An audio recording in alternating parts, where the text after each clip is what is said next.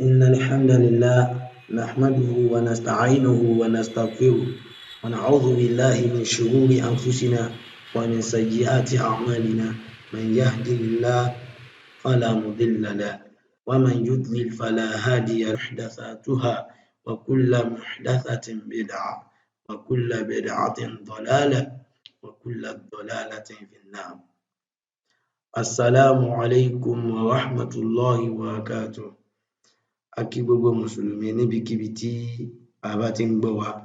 Eléyìí ni àsìkò kékeré láti fi ṣe àlàyé nípa ẹ̀kọ́ tí a fẹ́ máa ṣe ìdánilẹ́kọ̀ọ́ rẹ̀ fún ara wa, tí í ṣe ẹ̀kọ́ èdè Lárúbáwá, èdè ẹ̀sìn Islam.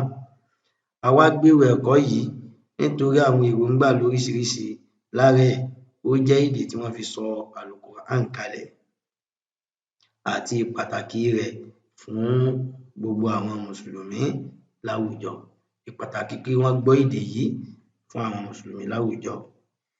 Èdè Lárúbáwá jẹ́ èdè tó dára jùlọ, tó sì ní àǹfààní lóríṣiríṣi, ṣùgbọ́n ọ̀pọ̀lọpọ̀ àwọn mùsùlùmí tí wọn kì í ṣe ọmọ Lárúbáwá, wọ́n máa ń kó súsú láti gbọ́ èdè náà nítorí pé wọ́n máa ń lérò pé ó le láti gbọ́ tàbí láti kà á, tí èdè náà sì rọrùn láti gbọ́ insha Allah. Pàápàá jùlọ, Allah subhanahu wa ta'ala ó ń ròyìn èdè yìí nínú Al-Qur'an. Tá bá lọ wo Suratul Nahl, aya 103. A'udhu billahi minash shaitanir rajim. Bismillahir rahmanir rahim. Wa laqad na'lamu annahum yaqulun innama yu'allimuhu bashar. Lisanu alladhi yulhiduna ilayhi a'jami wa hadha lisanun arabiyyun mubin.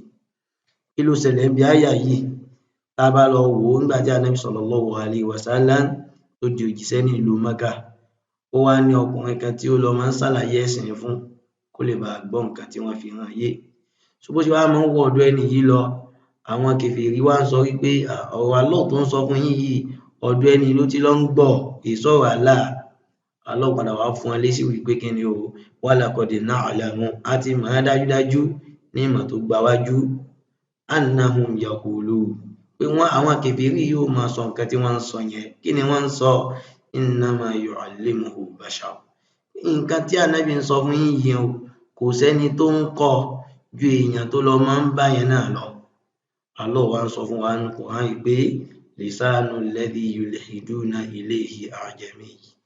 Èdè tí àwọn ẹlẹ́bọ yìí tí wọ́n ń ṣàfitì sí pé bẹ́ẹ̀ l'Ànábì ti lọ ń gbọ́rọ̀ yìí, ẹni yìí ò kì í sọmọ Lárúbáwá, A'jami lòun, èdè rẹ̀ ò kì í ṣèdè Lárúbáwá. Wa hadha lisanun arabiyyun mubin. Àmọ́ Al-Qur'an yìí o, èdè Lárúbáwá la fi sọ kalẹ̀, èdè tó clear.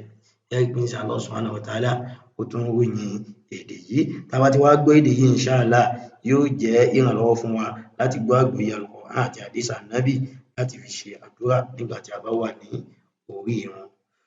A máa wá bẹ̀rẹ̀ ìdánilẹ́kọ̀ọ́ náà níbi ìmọ̀ kan tí wọ́n ń pè ní as-sarf.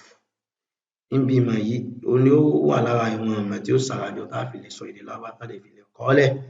Lẹ́yìn náà, a tún kọ́ ìmọ̀ tá a pè ní an-nahwu àti àwọn ìmọ̀ míì tó ní ṣe pẹ̀lú èdè yìí lóríṣiríṣi, pẹ̀lú ojúpọ̀nà tó dára jùlọ tó sì rọrùn láti gbọ́ èdè náà àti láti lè kà á insha Allah. Ọmọ ìyá yín ni ó ń sọ̀rọ̀ nínú ẹ̀sìn, Dhikr ibn Abdilrauf Abu Jahl. Aqulu qawli hadha astaghfirullaha wa lakum. Subhanaka Allahumma wa bihamdik. Ashhadu an la ilaha illa ant. Astaghfiruka wa atubu ilayk. Assalamu alaikum wa rahmatullahi wa barakatuh.